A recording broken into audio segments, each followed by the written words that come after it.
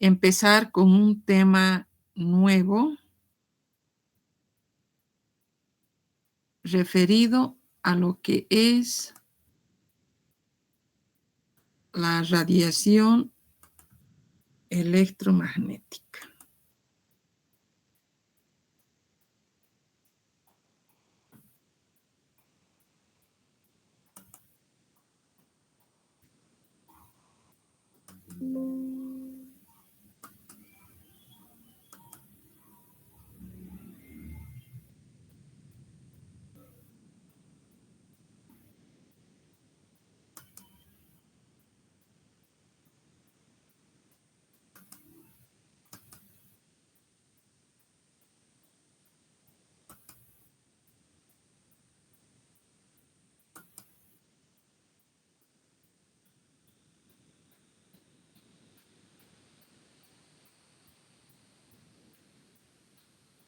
¿Pueden observar, jóvenes?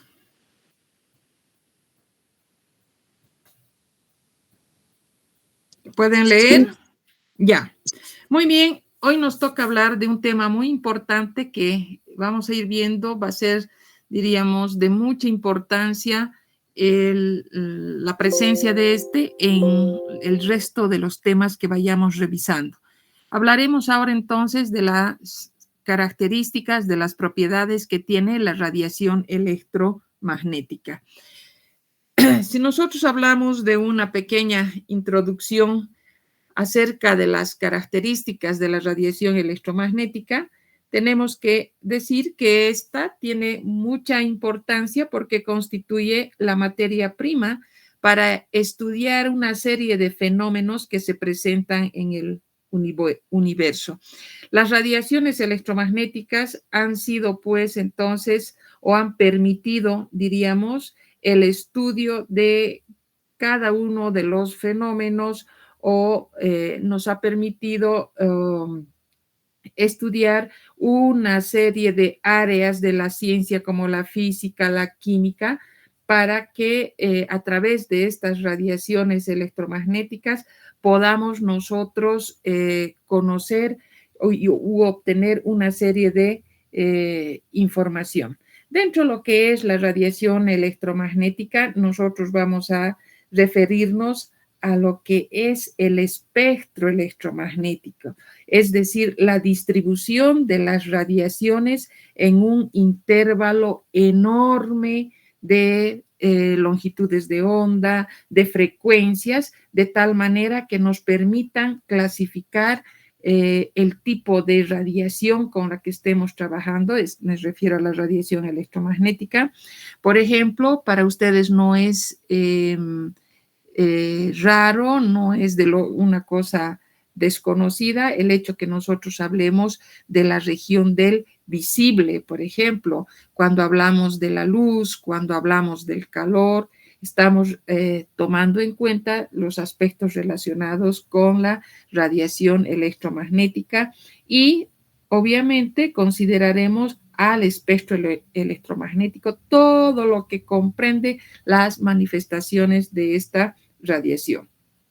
Ahora, cuando nosotros hablamos de la radiación electromagnética, como su nombre dice, va a ser una forma de energía, una clase de energía que se va a poder transmitir en el espacio a grandes velocidades. También sabemos que esta va a adoptar muchas formas, siendo la más reconocida, la más, diríamos, frecuente, la más, diríamos, de mayor vigencia a lo que es la luz y también podemos mencionar al calor radiante. Esto no significa que no existan otras manifestaciones de la radiación electromagnética, pero van a tener una menor frecuencia para que nosotros podamos referirnos a ellas. Entonces, entre estas podemos considerar a las radiaciones gamma, a los rayos X, a los rayos ultravioletas, a los microondas, a las radiofrecuencias, etcétera, que en su origen todas son manifestaciones de la radiación electromagnética.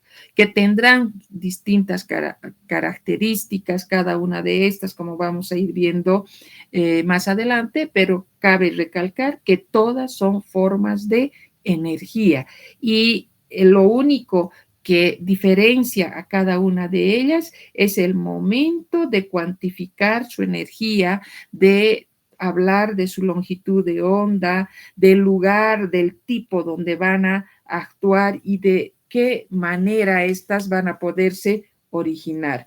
Muchas de las propiedades de la radiación electromagnética se van a describir con el modelo clásico conocido ondulatorio sinusoidal, que va a utilizar una serie de parámetros. Para eso nosotros ya hablamos de lo que va a ser la radiación electromagnética. Acá tenemos un ejemplo de todo lo que es el espectro electromagnético, que comprende varias regiones y cada una de estas regiones tiene sus características fundamentales, sus regiones en características típicas, que diferencia cada región, mejor diremos. Empezamos con los rayos gamma, que son regiones de altamente energéticos, diremos así. A continuación vamos a tener los rayos X, ya no tan energéticos como los rayos gamma. Pasamos a la región del ultravioleta, luego tenemos la región del visible, que está marcada con los colores que podemos ver ahí, donde nos sugiere una descomposición de cada una de sus longitudes de onda en los distintos colores del espectro. Importante desde el nombre que dice región visible, es que a través del ojo humano nosotros podemos ir diferenciando y apreciando cada una de estas, cada uno de estos colores con los que llega a descomponerse, y característico de cada color va a ser su longitud de onda. Pasamos a la región del infrarrojo, pasamos a la región del microondas, vamos a tener las ondas de radio y luego vamos a tener las ondas de radio largas. Entonces, ese es, diríamos, el espectro electromagnético que comprende, que agrupa a la gran mayoría, diríamos, de formas de energía con distintas o con diferentes características. Hablaremos ahora de sus propiedades, de algo que los va a caracterizar. Hemos dicho que la radiación electromagnética, entre sus características, diríamos, primero, es una forma de energía. Eso es lo principal. ¿Qué es la REM? ¿Qué es la radiación electromagnética? Es una forma de energía que se transmite en el espacio a grandes velocidades. Si es una forma de energía y además que hemos dicho que su manifestación más frecuente va a ser la luz, nosotros no debemos olvidar que esta tiene una velocidad en el vacío de 3 metros por 3 por 10 a la 8, mejor dicho, hablaremos así, metros por segundo. Son los 300.000 kilómetros por segundo que va a lograr contar con esa velocidad. Ahora, otro aspecto importante es que tiene un comportamiento sinusoidal y de partícula. ¿Qué significa esto? Que tiene un comportamiento ondulatorio y también va a tener un comportamiento similar al de una partícula. Por otro lado, tiene dos componentes fundamentales, que va a ser un campo eléctrico y un campo magnético, como pueden ver en el esquema que se les presenta. A su vez, esta radiación electromagnética, a ver, vamos repasando para ubicarnos correctamente.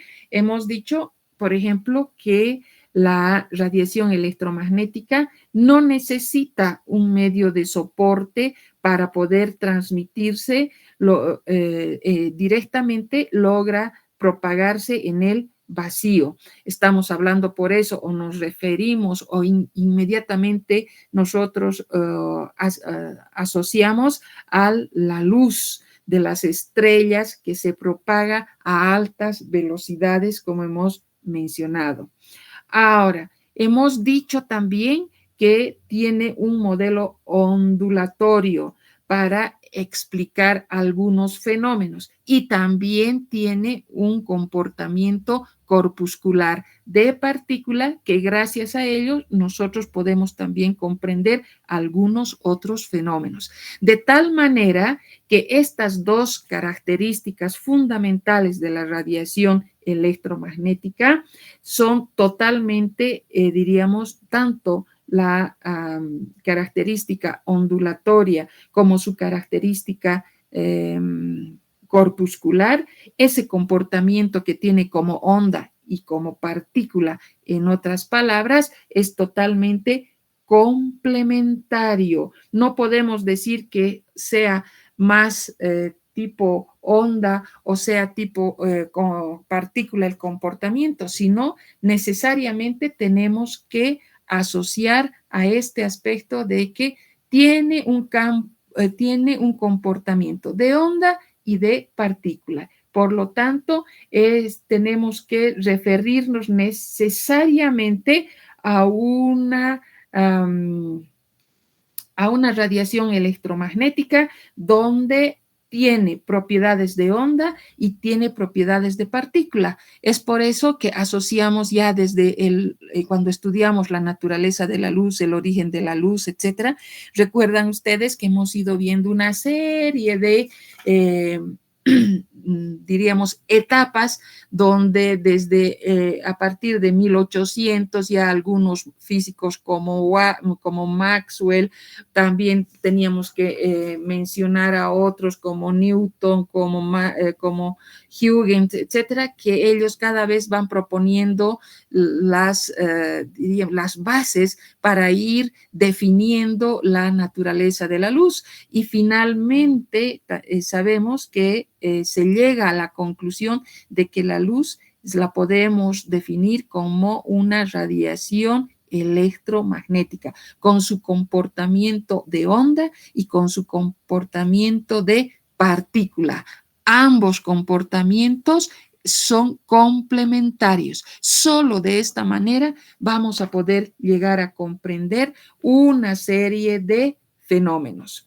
Ahora, cuando nosotros nos referimos a la radiación electromagnética y la definimos como una forma de energía que se propaga en el espacio en forma de ondas electromagnéticas que son resultado de oscilaciones conjuntas en un campo eléctrico y magnético, serán proporcionales, perpendiculares entre sí a la dirección de propagación, como ustedes pueden ver en la figura de la izquierda. Estamos hablando de un campo eléctrico, nos estamos refiriendo a un campo magnético y serán perpendiculares entre sí, y también tenemos que tomar en cuenta a la dirección de propagación, como podemos observar.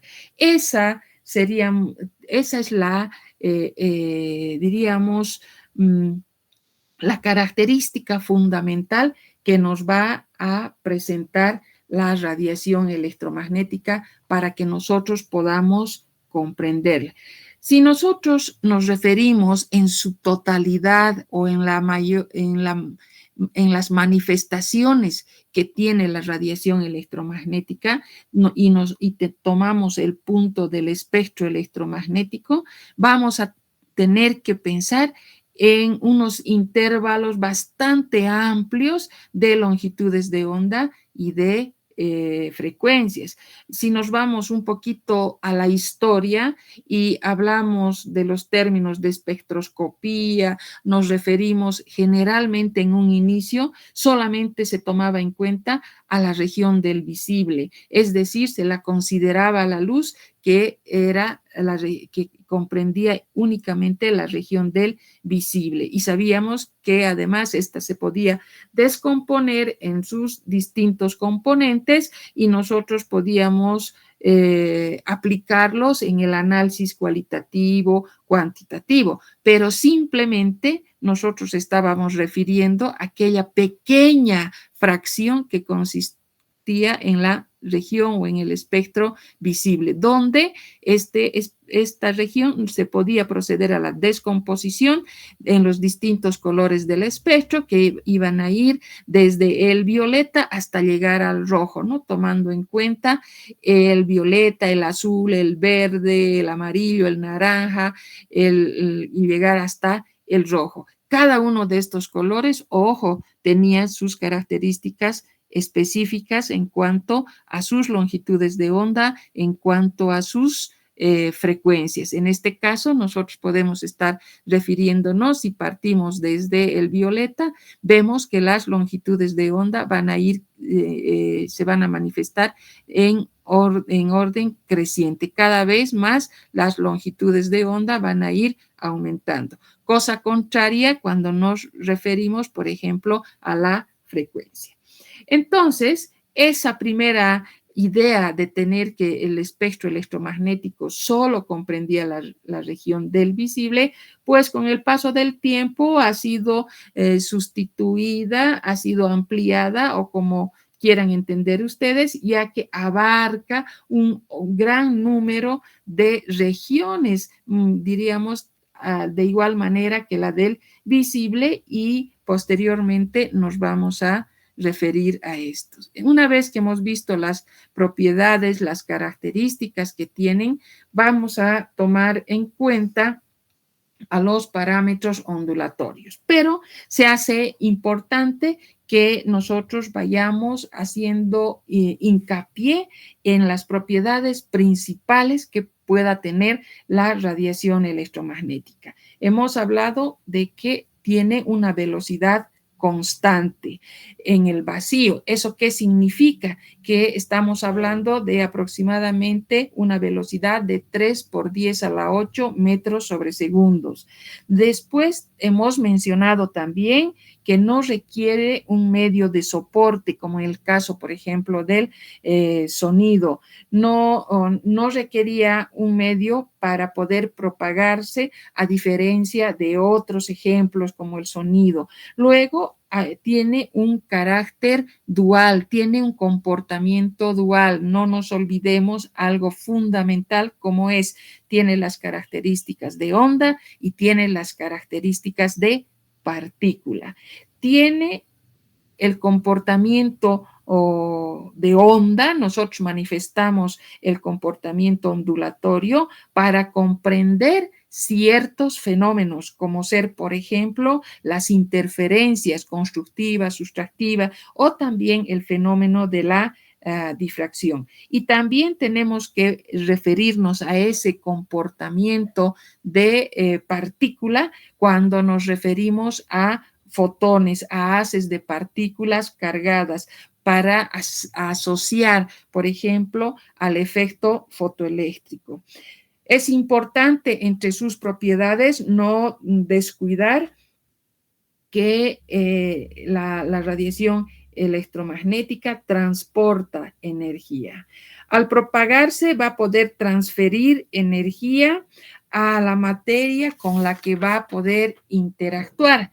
Podríamos decir que se describe porque sus parámetros se puede describir este movimiento ondulatorio para revisar y asociar una serie de parámetros ondulatorios. Y también podemos hablar de que puede reflejarse, puede refractarse, puede dispersarse, puede polarizarse, tomando en cuenta estas características, estos parámetros. Ahora, se clasifica dentro lo que va a ser el espectro electromagnético que vamos a ver a continuación.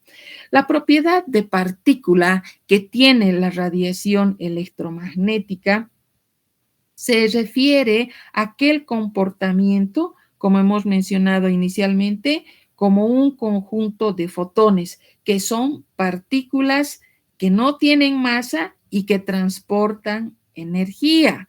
¿Esto qué significa? Que cada fotón tiene energía que va a ser proporcional a la frecuencia de la radiación. Y de esta manera vamos a explicar posteriormente, obvio, el efecto fotoeléctrico para comprender este comportamiento de partícula que presenta la radiación electromagnética. A ver, resumiendo, bueno, esto vamos a ver posteriormente. Cuando yo hablo del efecto fotoeléctrico, ¿a qué me estoy refiriendo? Cuando un haz de luz, cuando un haz de radiación va a incidir sobre una superficie metálica que presenta una serie de características, va a tener la posibilidad de arrancar algunos electrones y de esta manera nosotros podemos comprender, podemos entender algunos fenómenos como por ejemplo la absorción o la emisión de radiación.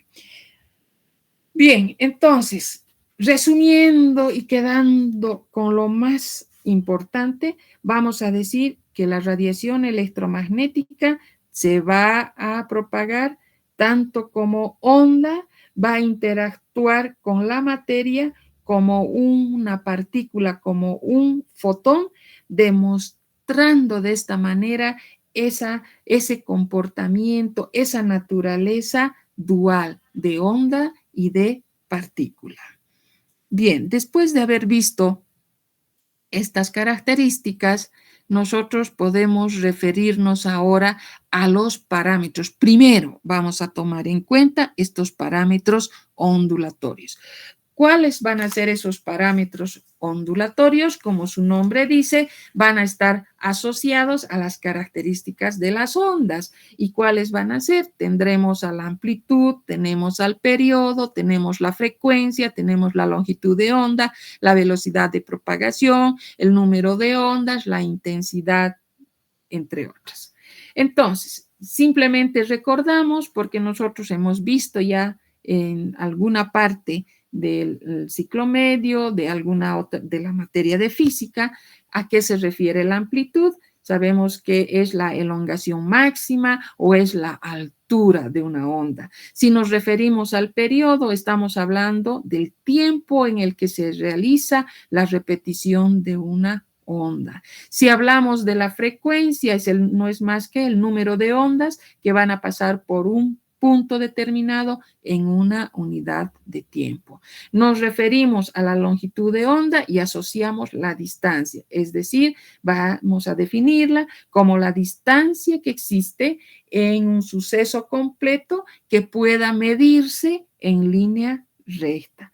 Tenemos la velocidad de propagación y decimos que esta va a ser una velocidad constante en el vacío cuando nos referimos a las ondas electromagnéticas y estamos hablando de los 3 por 10 a la 8 metros sobre segundos. Hablamos del número de ondas. El número de ondas es el recíproco de la longitud de onda y tenemos también a la intensidad, que es la energía por unidad de tiempo que atraviesa la unidad de superficie situada en la dirección de propagación de la onda electromagnética. Entonces, cuando nosotros nos referimos al comportamiento ondulatorio de la radiación electromagnética, necesariamente tenemos que asociar a los parámetros ondulatorios: amplitud, periodo, frecuencia, longitud de onda, velocidad, número de ondas, intensidad. Y luego pasamos a otro aspecto referente a lo que es el espectro electromagnético. Bien, las distintas manifestaciones de la radiación electromagnética van a estar comprendidas dentro de lo que es el espectro electromagnético. El espectro electromagnético entonces se va a dividir en distintas regiones. Vamos a ver, en este caso está al revés que en el otro, donde tenemos las longitudes de onda. Vamos a tener la región de las ondas de radio, la región de las microondas, la región del infrarrojo, el visible, la región del ultravioleta, la región de los rayos X y la región de los rayos gamma. Para que nos ubiquemos mejor en lo que nosotros ya vamos a ver nuestra aplicación a las técnicas instrumentales, aquí tenemos otra parte, diríamos, otra forma de colocar simplemente al revés, ¿no es cierto?, del espectro electromagnético, donde vamos a partir con cada una de las regiones. Vamos a tener en primer lugar la región de los rayos gamma, que están más a la izquierda. Esta región luego tenemos la región de los rayos X, la región del ultravioleta, ahí tienen la región del visible, que comprende a los distintos colores de la región del visible. Una vez que se procedan a descomponerlos, tenemos el visible, que va a ser el visible, luego pasamos al infrarrojo, pasamos luego a las microondas y a las ondas de radio. Cuando nosotros nos referimos a las regiones de interés dentro de lo que es nuestra materia y las técnicas instrumentales, generalmente estas se desarrollan en las regiones del ultravioleta, en la región del visible, y toman en cuenta una fracción del infrarrojo, que generalmente es el cercano infrarrojo. Entonces, esas son las regiones de mayor frecuencia, de mayor, diríamos, empleo en lo que se trata de referirnos a las técnicas instrumentales. Pero antes de ir caracterizando cada una de estas regiones, tenemos que ver algunos aspectos. ¿Cuáles son, diríamos, las semejanzas que existen en cada una de estas regiones del espectro electromagnético? Primero, vamos a decir que cada región son formas son manifestaciones de la región, de la radiación electromagnética. La región de los rayos gamma es una manifestación diríamos, forma parte de lo que es la REM, la radiación electromagnética. También los rayos X comprenden otra región con características particulares para esta región. La región del ultravioleta igualmente. Todas, desde los rayos gamma hasta las ondas de radio, son manifestaciones de la radiación electromagnética. En otras palabras, nosotros podemos decir que cada una de estas regiones tiene aspectos comunes. ¿Cuáles van a ser estos aspectos comunes? Cada región van a tener las formas de energía, son energéticas, ¿no es cierto? Van a tener son formas de energía, por un lado. Por otro lado, tienen componentes de onda y de partícula. Nosotros hemos dicho que la radiación electromagnética tiene esas características, tiene un comportamiento de ondulatorio y tiene un comportamiento corpuscular. Por lo tanto, cada una de estas regiones que estamos mencionando, que estamos observando, presentan esas características. Ahora, si bien cada región es una forma de energía, si cada región tiene un componente de onda y de partícula, entonces son los aspectos comunes para cada una de estas regiones. Pero también tenemos que ver que por qué se separan, por qué se diferencian cada una de estas regiones. Estas se van a diferenciar, se van a, diríamos, agrupar en las distintas regiones, como ser los rayos gamma, X, región del ultravioleta, el visible, etcétera, porque tienen una determinada cantidad de energía. La cantidad de energía presente en la región de los rayos gamma va a ser muy diferente a la cantidad de energía presente en la región del infrarrojo. La cantidad de energía de los rayos X también va a ser diferente a la cantidad de energía presente en la región del visible. Ahora, otra de las diferencias, hemos hablado de los parámetros ondulatorios y hemos dicho cuáles van a ser los parámetros ondulatorios. Cuando nos hemos referido a estos, hemos mencionado y hemos dicho la amplitud, el periodo, la frecuencia, la longitud de onda, etc. Entonces, igualmente, aquí vamos a tener que la región de los rayos gamma tiene sus longitudes de onda características y también la región de las ondas de radio tendrán su longitud de onda. Igual que la cantidad de energía, igual que por estas características van a tener un lugar, donde van a poder actuar, o sea, en una determinada zona, y también van a ser o van a tener cada una de estas regiones, van a tener un origen específico para cada una de las regiones por las características de la radiación con la que cuente. Resumiendo, entonces, en el espectro electromagnético, nosotros vamos a encontrar que cada una de estas regiones son formas de manifestación de la radiación electromagnética, sin descartar que la forma más común de manifestación que tiene la radiación electromagnética es la luz, porque nosotros podemos observarla, ¿no es cierto? Entonces, esa luz, el calor, son manifestaciones de la radiación electromagnética. Pero a pesar de todo eso, tenemos la región de los rayos gamma, de los rayos X, del ultravioleta, del infrarrojo, de las microondas, de las ondas de radio, que son también manifestaciones de la radiación electromagnética. ¿Sí?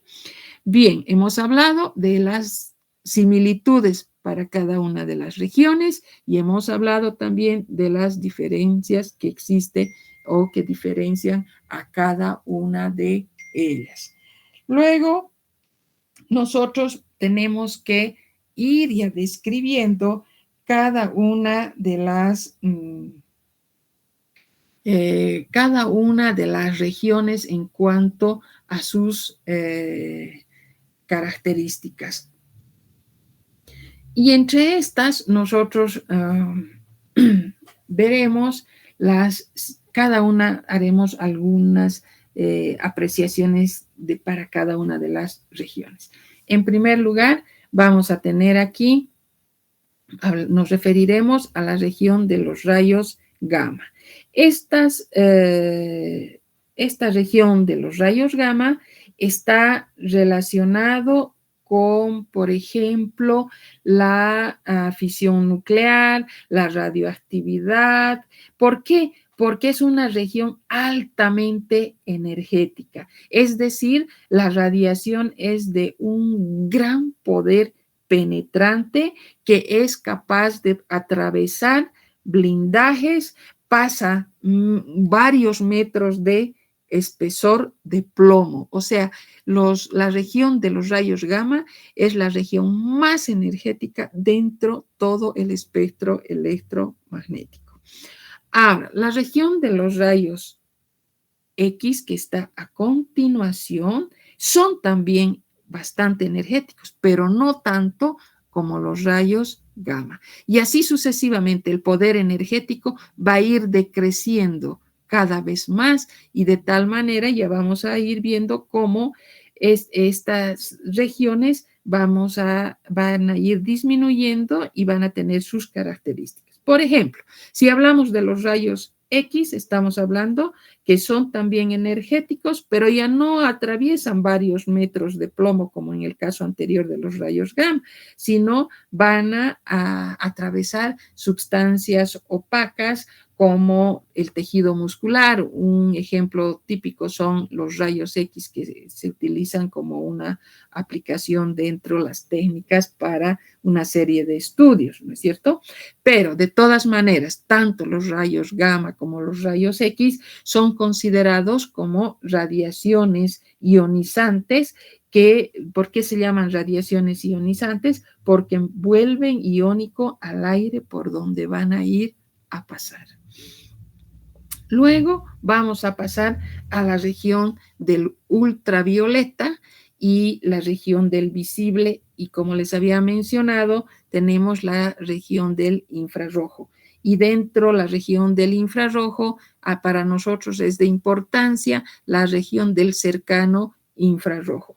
Estos rayos que encontramos aquí, cada vez más la región del ultravioleta energéticamente va a ser inferior a los rayos X, pero va a ser superior a la de la región del visible, y la del visible va a ser también superior a la del infrarrojo, donde ya acá podemos manifestar que son regiones donde va a haber manifestación de calor.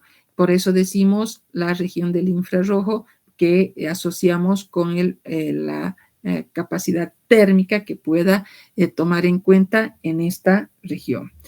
Lo característico y por lo que nosotros denominamos la región del visible es porque el ojo humano es capaz de percibir y va a poder, ¿cómo podríamos mencionar? Diferenciar una vez que se descompone un haz de luz en esta región del visible, se descompone en sus distintas longitudes de onda, en sus distintas frecuencias, y vamos a ver que cada color va a ser típico, único para las distintas longitudes de onda. Podemos decir, por ejemplo, en el caso del ejemplo, que nosotros contamos con el azul aproximadamente para hablar de unos 400 nanómetros de longitud de onda.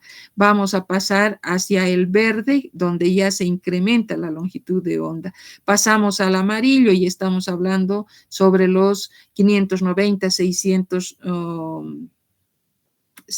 nanómetros y estamos entre el amarillo y el verde, para pasar al rojo, que ya hablamos de longitudes de onda que están alrededor de los 700 nanómetros. Entonces, cada longitud de onda va a estar representada por un determinado color que es producto de la descomposición del haz de luz comprendido en la región del visible. Y no olvidemos que son los rayos del visible porque es el ojo humano que logra percibirlos. Y las últimas tres regiones que nosotros tenemos, que son el infrarrojo, no el cercano, sino el medio y el térmico, nosotros vamos a considerarlo como, junto con las microondas, junto con las ondas de radio, que si hablamos de su contenido energético, van a ser las menores, obviamente las que tienen menor contenido energético van a ser las ondas de radio. Vamos a decir que la radiación electromagnética en estas zonas tiende a transformarse en calor. ¿Qué quiere decir esto? Que desarrolla demasiado calor. Ahora, hablando del mismo espectro electromagnético, podemos ver que al mismo tiempo los rayos gamma, ¿dónde se van a originar? Por las características que tienen, los rayos gamma se van a originar en el núcleo de la materia, porque van a liberar a radiación electromagnética. Pasamos a los rayos X que están a continuación y son los que se originan a nivel de los electrones internos. Y si nosotros pasamos a hablar de la región del ultravioleta, del visible, vamos a ver que se producen por reacción de los electrones de valencia. Están comprometidos entonces aquellos electrones externos, aquellos electrones de valencia, están muy relacionados con la liberación de los electrones de enlace. Entonces, nosotros podemos ir viendo ya posteriormente que vamos a tener un desarrollo de calor en cada una de las situaciones. Entonces, la energía de la materia va a ir transformándose en estas regiones ya de acuerdo a las características. Y hasta acá nosotros hablábamos de radiaciones que se originaban a nivel del núcleo, que se originaban a nivel de los electrones externos. Todo lo que comprende la aplicación a los métodos instrumentales necesariamente son los que están comprometidos a partir de los electrones externos o de valencia. Bien, ahora, ¿y dónde van a ir a afectar? ¿Cómo van a ir a afectar estas distintas regiones? Vamos a ver que en el caso, por ejemplo, de los rayos gamma, van a afectar, van a modificar, van a producir cambios a nivel del núcleo. Por eso decimos, están relacionados con la fisión nuclear, se presentan bombardeando el núcleo. Esta este tipo de radiación gamma, estas características que presenta esta región están relacionadas por eso con las características con el interior del núcleo. Si hablamos de los rayos X, estos se van a originar, estos van a afectar o se van a producir a nivel de los electrones internos, por lo tanto, afectan a los electrones internos. Y si nosotros hablamos del visible o del ultravioleta, mejor en orden hablaremos del ultravioleta, vamos a ver que afectan a los electrones externos o de valencia, igual que en la región del visible van a modificar, van a afectar a los electrones externos. Recuerden siempre que las tres regiones de importancia en nuestra materia, en este caso, van a ser, o las que están comprometidas, la región del ultravioleta, la región del visible y una pequeña fracción del infrarrojo. ¿Qué parte van a comprometer o a qué nivel de la materia van a tomar en cuenta a los electrones externos o de valencia? Y si nos referimos a las dos últimas regiones del infrarrojo, vamos a ver que afectan a la vibración ya de las moléculas de enlace. Esto cuando describimos las características del espectro electromagnético. Todas las regiones, sin excepción, son manifestaciones de la radiación electromagnética. Tienen comportamiento de onda y de partícula. Sí, ¿por qué se van a diferenciar? Porque cada una de las regiones va a ser distinta a la otra por su poder energético, por la longitud de onda, por su frecuencia y cómo van a ir a interactuar con la materia. Pasamos ahora a referirnos a algunos fenómenos que están relacionados con la radiación electromagnética. Vuelvo a repetir, vuelvo a insistir que siempre tenemos que tomar en cuenta ese comportamiento dual que tiene la radiación electromagnética. Y hemos dicho que estos van a tener un comportamiento ondulatorio y van a tener un comportamiento como partícula. Es decir, si bien la radiación se va a propagar como una onda, va a interactuar con la materia como una partícula. Eso debemos tenerlo siempre claro. Entonces, ahora vamos a relacionar o vamos a tomar en cuenta algunos fenómenos relacionados con este comportamiento. Y en primer lugar, nos vamos a referir al fenómeno de la transmisión. ¿Qué ocurre cuando se lleva a cabo la transmisión de la radiación? En primer lugar, cuando hablamos de la transmisión, tenemos que referirnos también, bueno, primero hablaremos de manera general. Tenemos a los fenómenos de la radiación. ¿Cuáles son los fenómenos de la radiación y relacionados con su comportamiento ondulatorio?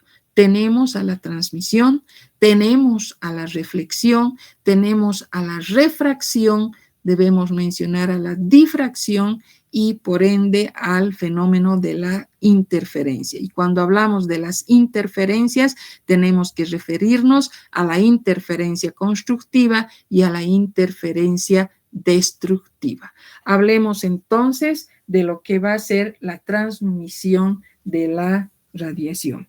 Cuando hablamos de la transmisión de la radiación, ojo, no se olviden, estamos refiriéndonos a aquella región del visible para que tengamos una mejor comprensión.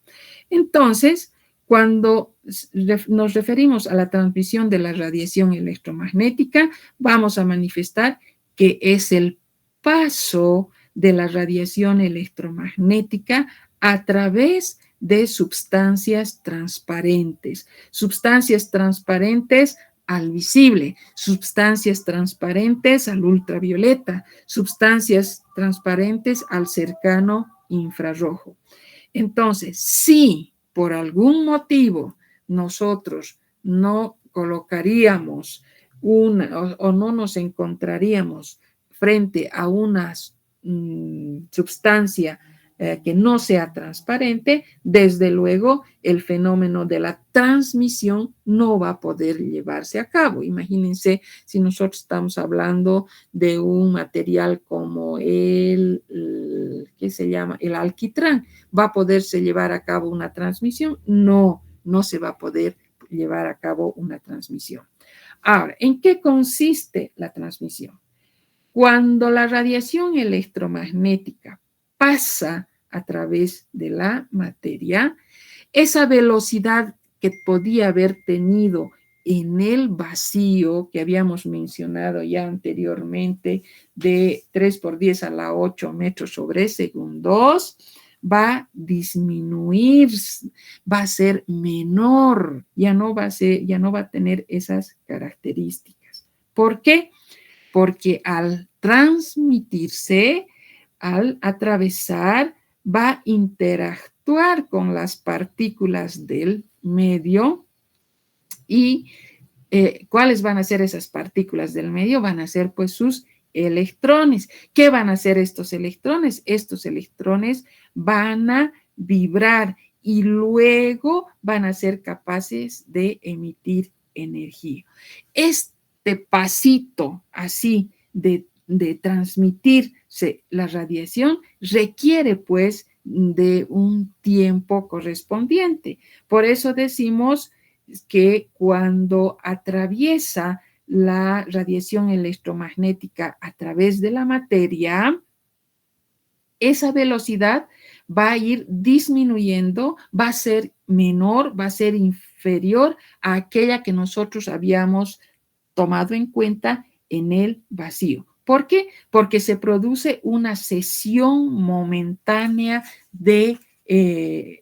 una cesión momentánea hacia la materia. Es una cesión, digamos, fugaz, muy veloz, que dura una fracción de segundos. Estamos hablando alrededor de 10 a la menos 14, de 10 a la menos 15 segundos. Ahora, una vez que se ha tomado ese tiempo, va a salir la radiación electromagnética desde la materia, y esto va a ser a distintas velocidades, es decir, va a depender del tipo de materia por el que va a lograr pasar. Por lo tanto, las velocidades van a ser distintas, van a ser velocidades diferentes que van a interpretarse en función a la naturaleza electrónica de la materia, del analito por el cual va a pasar, o sea, del medio por el que va a pasar. Entonces, si este material, si este analito presenta una mayor cantidad de dobles enlaces, de triples enlaces, vamos a ver que el paso de la radiación electromagnética va a ser mucho más lento, diríamos, va a ser mucho más dificultoso, va a existir un frenado mayor, porque esas estructuras, la naturaleza de ese medio por el que va a atravesar va a ser mucho más complejo. Entonces, de esa manera, nosotros nos estamos refiriendo al proceso de transmisión. También nosotros nos podemos referir a la reflexión, que nosotros conocíamos como aquel fenómeno por el cual un rayo de luz que va a chocar en un espejo, en una superficie, va a través de un rayo incidente, va a agarrar y va a volver al medio del cual proviene a través del rayo reflejado, y nosotros estaremos frente a una reflexión regular o irregular dependiendo las características, la naturaleza de la superficie con la que va a chocar este rayo. Pasamos a otro fenómeno que va a ser la refracción, sabiendo que la reflexión es un retorno de la radiación al medio del cual proviene. Pasamos a la refracción. ¿Cuál es la característica de la refracción? Hay una desviación de la luz. Aquí tenemos un rayo incidente que va a atravesar un medio de diferente densidad y la dirección de ese rayo inicial, de ese rayo incidente, va a dar lugar a un rayo refractado que va a cambiar de dirección, que va a ser distinto, diferente a la dirección de aquel rayo inicial. El rayo refractado, vamos a ver que va a formar un ángulo con respecto a la normal. Y otro fenómeno, y antes de hablar de la difracción, si nosotros nos referimos al índice de refracción, que es importante hablar en la refracción, el cambio de dirección de la radiación, hemos dicho que se conoce con el nombre de índice de refracción, y vamos a ver que este índice de refracción también va a variar de acuerdo al estado en el que se encuentre el medio por el que atraviese, si podrá ser un medio gaseoso, un medio sólido, etcétera, etcétera. Y por tanto, nosotros tenemos el índice de refracción y definimos como la relación que existe entre la velocidad de la radiación en el vacío, que sabemos cuál es, y la velocidad de la radiación en el medio o en el material por el que va a lograr atravesar.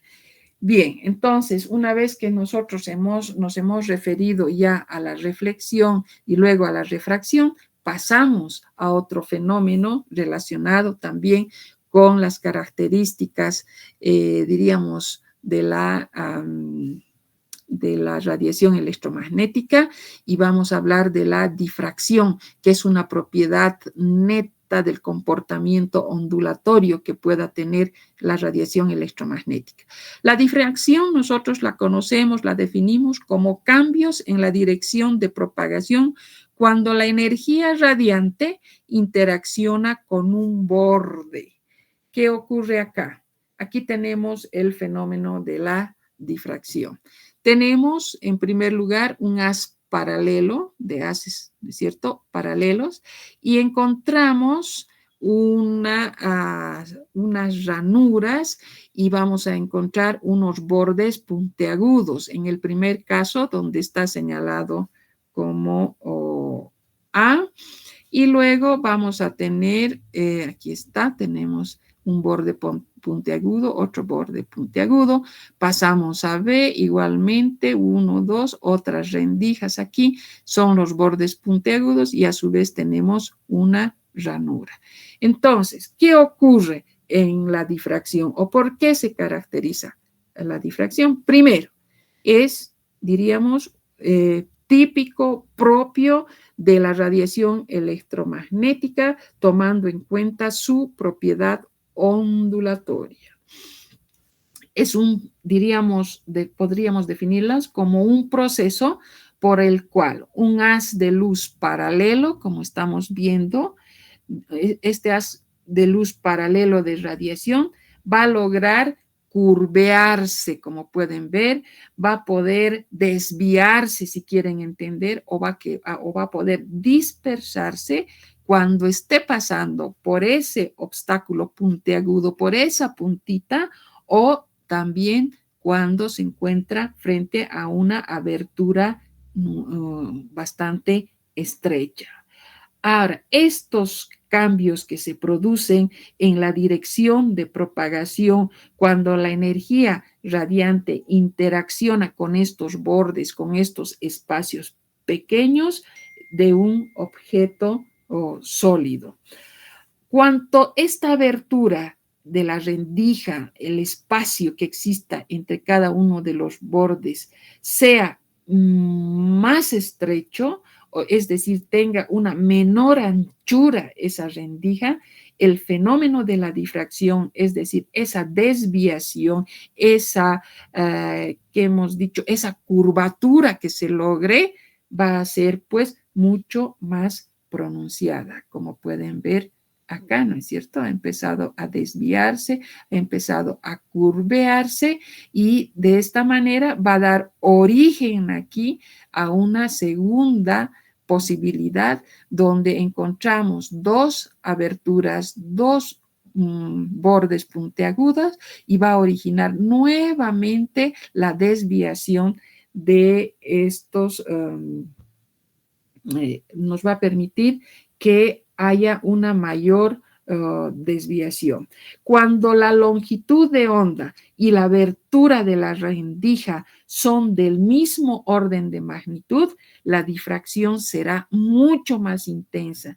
En este caso, la rendija se va a comportar como una nueva fuente para que se lleve a cabo la difracción. Entonces, ahí tienen el ejemplo cuando nosotros contamos desde un haz paralelo, pasa por un espacio, una abertura bastante estrecha, luego origina una difracción solo por una ranura y vamos a poder tener la posibilidad de llegar a una difracción a través de dos ranuras. Entonces, es muy importante acá para que se lleve a cabo este fenómeno, la ranura, el tamaño de la ranura, el espacio de la ranura, que sea necesariamente del mismo orden, de la misma magnitud de la longitud de onda y el proceso de difracción se hace mucho más notorio, se hace mucho más, diríamos, va a ser mayor, va a ser mucho más grande. Ahora, para lograr que la difracción se realice, es necesario que las ondas electromagnéticas que se desplazan desde las rendijas hasta cualquier otro punto de la pantalla tengan una diferencia de fase definidas, que permanezcan totalmente constantes con el tiempo y esto va a originar una radiación procedente, por ejemplo, de las rendijas que pueden observar a nivel de B o a nivel de C, y estas mismas deben ser coherentes, de tal manera deben, diríamos, mantener la coherencia en dos casos. Las dos fuentes de radiación deben tener una frecuencia y una longitud de onda idénticas. Y por otro lado, las relaciones de fase entre los dos haces deben permanecer constantes con el tiempo. Eso cuando hablamos de fenómenos de la difracción. Pasamos a otro aspecto que es muy importante referido a la superposición de ondas. La superposición de ondas se refiere entonces, a ver, ¿dónde estamos? Antes vamos a ver, acá. Tenemos que hablar de las interferencias. ¿A qué denominamos interferencias o cuándo se presentan las interferencias? Cuando encontramos dos o más ondas que se desplazan en el mismo espacio y van a tener dos situaciones diferentes que van a originar a la interferencia constructiva y a la interferencia destructiva. Aquí tenemos lo que habíamos mencionado y nos referíamos a la superposición de ondas y vamos a decir que este fenómeno se lleva a cabo porque una superposición de ondas establece o se lleva a cabo cuando dos o más ondas van a atravesar la misma región del espacio. ¿Qué quiere decir esto? Es decir, cuando dos o más ondas se van a superponer en el mismo punto. Por lo tanto, van a originar dos situaciones distintas. Una, en primer lugar, vamos a tener este principio de la superposición de ondas que aplicamos a las ondas electromagnéticas. Vamos a referirnos, vamos a ver que en los desplazamientos son fruto de un campo eléctrico, así como también diversos tipos de ondas en los que van a poder desplazarse, ya sean átomos, van a poder desplazarse moléculas. Bien, cuando las dos ondas son de idéntica frecuencia, pero muy, ¿cómo podríamos decir? Parecidas o algo diferentes en cuanto a su amplitud, vamos a ver que la onda resultante, la que se va a formar de la superposición de ambas, donde vamos a encontrar que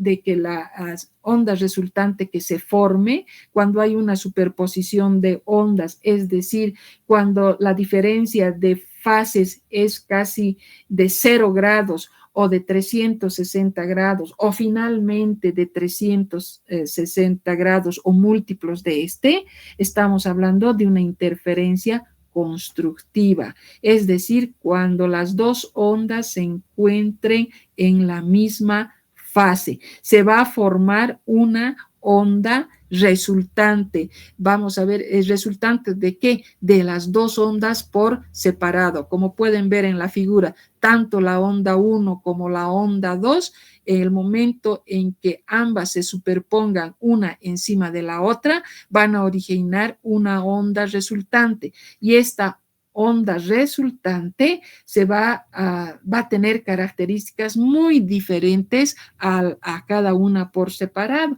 porque vamos a tener una onda que consiga una amplitud máxima, es decir, va a ser mucho más intensa que cada una de las anteriores. Ahora, ¿por qué? Porque están casi totalmente en fase, por eso decimos es una sumatoria de ondas. Ojo, siempre y cuando vuelvo a repetirles que la diferencia de fases entre estas dos sea de 0 o de 360 grados. Es decir, que tenemos que hablar de que la cresta coincida con la cresta y el valle coincida con el valle en términos comunes para que ustedes me puedan entender.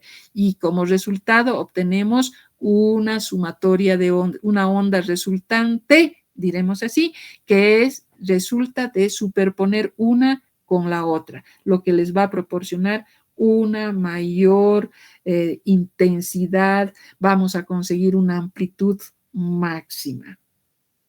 Pero si nosotros estamos en el caso de la derecha, por ejemplo, cuando se presenta esta superposición, diríamos, de ondas, en el caso de que no lleguen a coincidir la cresta con la cresta y el valle con el valle, y si no, más bien estemos hablando de que las crestas coinciden con los valles, como resultado vamos a tener el momento de formar la nueva onda, entre comillas, se va a producir una disminución o finalmente se va a anular por completo. Esto ocurre cuando la diferencia de fases va a ser de 180 grados, es decir, se restan, es decir, llegan a una disminución o finalmente llegan a anular la amplitud. Entonces, esos son los dos casos que nosotros tenemos que referirnos al comportamiento ondulatorio de la radiación electromagnética.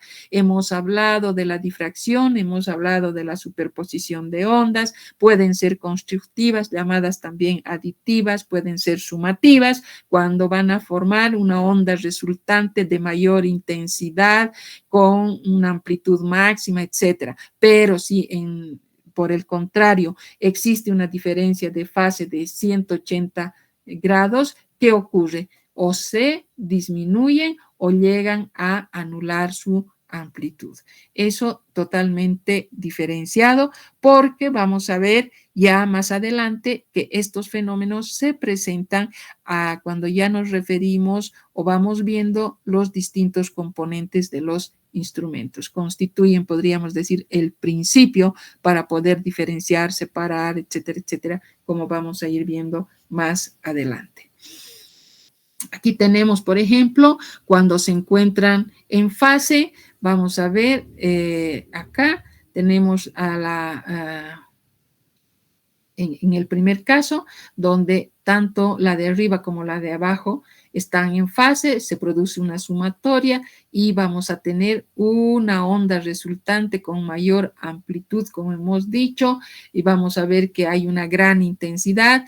Esta onda resultante no se parece a esta, no se parece a esta otra, sino es, como podríamos decir, está aumentada en un término o es el resultado de sumar esta más esta otra. En cambio, cuando no coinciden ni valle con valle, sino están totalmente opuestas, están desfasadas, como en este caso, vamos a ver que estamos frente a una interferencia destructiva, porque acá llegan a anularse o también podrían llegar a disminuir.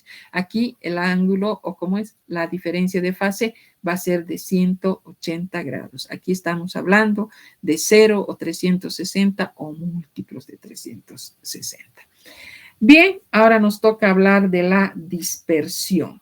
¿Qué va a ser la dispersión? La dispersión, nosotros nos referimos a la dispersión, aquel fenómeno que ocurre cuando la velocidad de propagación de una onda va a depender de su frecuencia, haciendo que cada color, en el caso de la luz del visible, por ejemplo, se vaya separando al atravesar un determinado medio, porque viajan a diferentes velocidades en el material. La dispersión ocurre cuando la velocidad de propagación de una onda depende su frecuencia, haciendo que cada color se llegue a desviar o llegue a refractarse en distinto grado. Y un ejemplo típico nosotros podemos nombrar el caso de la descomposición de la luz. Podemos ver, si ustedes recuerdan, pasaremos a ver dónde tenemos aquí una descomposición de la luz, cuando nosotros hacemos pasar un haz de luz por un medio que va a poder descomponer a este haz luminoso. Vamos a ver que el color violeta, que va a presentar una frecuencia característica, se va a desviar más que el rojo, porque la frecuencia del violeta va a ser mayor y se va a frenar más cuando se encuentre frente al prisma. Esas van a ser las características de la dispersión. Entonces, no nos olvidemos que la dispersión se lleva a cabo, se presenta, se origina cuando la velocidad de propagación de una determinada onda va a depender de su frecuencia. Y para cada uno de estos colores que forman parte del visible, nosotros vamos a contar con una frecuencia respectiva, de tal manera que para cada color tiene su frecuencia correspondiente, van a separarse cuando atraviesen un determinado medio por el que viajan a diferentes velocidades en un determinado material. O en otras palabras, la dispersión se lleva a cabo cuando la velocidad de propagación de una onda depende de su frecuencia. Eso es fundamental. Y haciendo que cada color, haciendo que cada frecuencia se desvíe o llegue a refractarse en distintos grados, en diferentes grados. A su vez, Esta dispersión va a poder ser una dispersión normal, va a poder ser una dispersión anómala, se llamará una dispersión normal cuando existe un aumento gradual que se va a llevar a cabo del índice de refracción porque aumenta la frecuencia y disminuye la longitud de onda. Entonces va a ir un aumento, diríamos, secuencial sin mayor problema.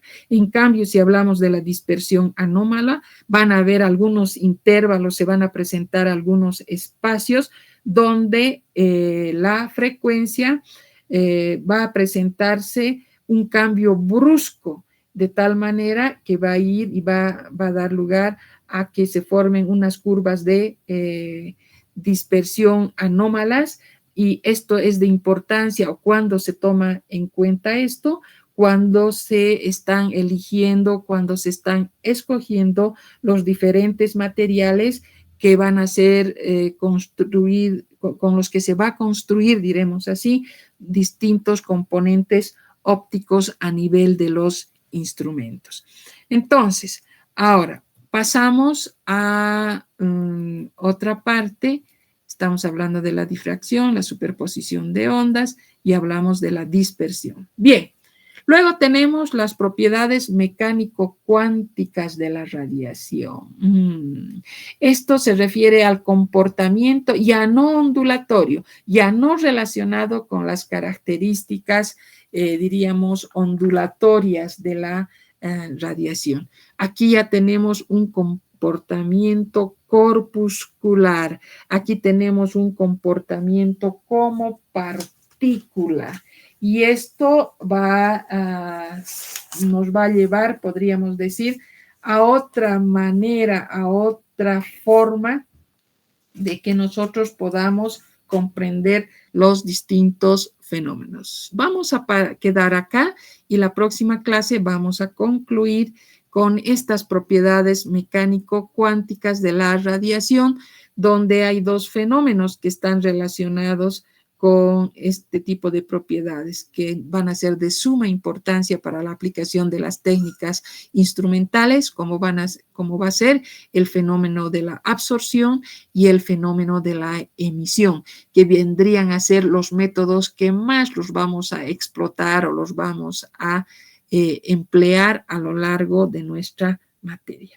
Vamos a quedar aquí, jóvenes, y nos estamos viendo la próxima semana. Que tengan una buena tarde. Hasta luego. Hasta luego, doctora. Hasta luego.